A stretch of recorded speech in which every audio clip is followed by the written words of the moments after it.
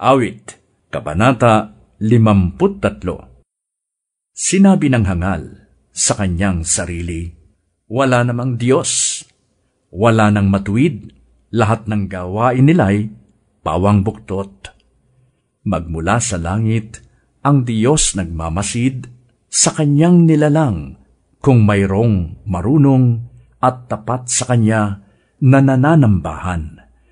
Ngunit kahit isa, ni isang mabuti ay walang nakita. Lahat ay lumayo at naging masama, lahat sa kanila. Ang tanong ng Diyos, sila ba'y mangmang at walang kaalaman?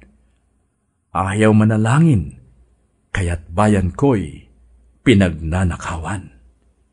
Subalit darating ang di pa nadaranas nilang pagkatakot, pagkat ang kalansay ng mga kaaway ikakalat ng Diyos.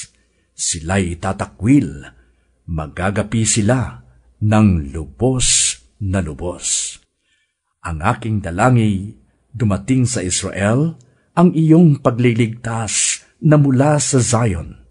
Kung ang bayan ng Diyos ay muling umunlad, ang angkan ni Jacob, bayan ng Israel, lubos na magagalak.